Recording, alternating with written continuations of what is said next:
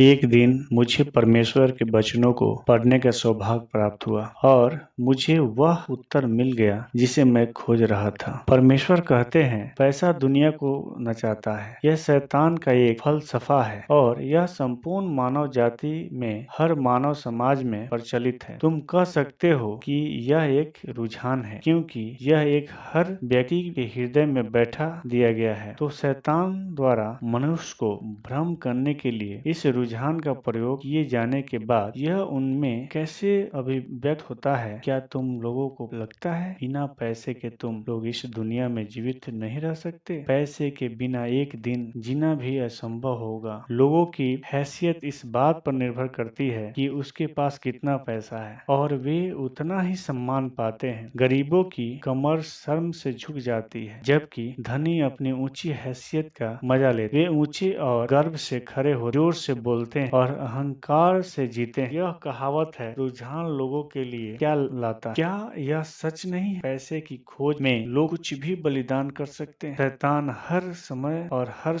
जगह मनुष्य को भ्रष्ट करता है। शैतान मनुष्य के लिए इस भ्रष्टा बचना असंभव बना देता है और वह इसके सामने मनुष्य को असहाय बना देता है। शैतान अपने विचारों, अपने दृष्टिकोणों और उससे आने वाली दृश्य चीजों को तुमसे ऐसी परिस्थितियों में स्वीकार करवाता है जहां तुम अज्ञानता में होते हो, और जब तुम्हें इस बात का पता नहीं चलता कि तुम्हारे साथ क्या हो रहा है, लोग इन चीजों को स्वीकार कर लेते हैं और उन पर कोई आपत्ति नहीं करते कि तुम्हारे साथ क्या हो रहा है। लोग इन चीजों को स्वीकार कर लेते हैं और उन पर कोई आपत्ति नहीं करते। वे इन चीजों को संजोते हैं और एक खजाने की तरह संभालते रखते हैं। वे इन चीजों को अपने साथ जोड़ तोड़ करने देते हैं और उन्हें अपने साथ खिलवाड़ करने देते हैं, और इस तरह शैतान का मनुष्य को भ्रष्ट करना और अधिक गहरा होता जाता है। परमेश्वर के वचनों ने मुझे समझाया कि विचारधाराएं और विचार जैसे पैसा ही सब कुछ नहीं, किंतु इसके बिना आप कुछ भी नहीं कर सकते। और एक व्यक्ति पैसे के लिए मर जाता है, एक पक्षी भोजन के लिए मर जाता है। शैतान से आते हैं। शैतान उन्हें हमें धोखा देने और हमें बांधने के लिए और हमें यह सोचने के लिए प्रयोग करता है कि धन होना ही सब कुछ होना है, और यह कि धन होना ही लोगों का हमारी ओर देखना है, और यही धन होना ही एक प्रभावशाली रोबदार जीवन जीना है, और बस उसी प्रकार का जीवन मूल्यवान और शैतान की ये निर्भीक विचारधाराएं हमारा जीवन बन चुकी, और हम धन के पीछे भागते भागते कोई भी कीमत चुकाने से गुरेज नहीं करते। हिचकिचाने तक पहुंच चुके यह विचार करते हुए कि मैं किस प्रकार शैतान की इन विचारधाराओं और विचारों के अधीन था। धन कमाने के लिए मैंने दिन और रात काज किया और अनियमित समय पर खाता पीता। मेरे लिए रात को शांतिपूर्ण नींद लेने पाना कठिन हो गया और मेरी कमजोर होता चला और मैं कमजोर होता चला गया, लेकिन मैंने उस तक नहीं। बाद में विचार करते हुए कि धन ही जीवन है, मैंने अपना परिवार छोड़ दिया और जापान और अमेरिका चला गया और अधिक धन कमाने के लिए अनेक वर्ष का। यद्यपि मैंने और अधिक धन कमा लिया, लेकिन मैं एक के बाद एक रोग जैसे हृदय रोग, पेट और रीढ़ की हड्डी की बीमारियों से इस हद तक पीड़ित हो गया कि मैं अपना हाथ तक सीधा नहीं कर पाता। मैं पीड़ा में जी रहा। परमेश्वर के वचनों से ही मुझे यह समझ में आया, मुझ पर यह शैतान गलत विचारधाराओं और गलत धारणाओं के द्वारा आंखों में धूल झोंकने के कारण आया। मुझे धन के लिए मेरी अभिलाषा के द्वारा अनेक रीति से नियंत्रित किया और चलाया जा रहा था, और ने मुझे धन और एक बलि में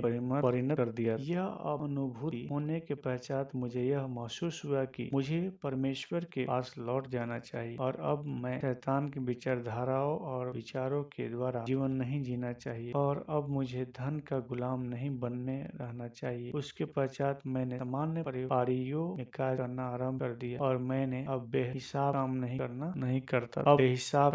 करता।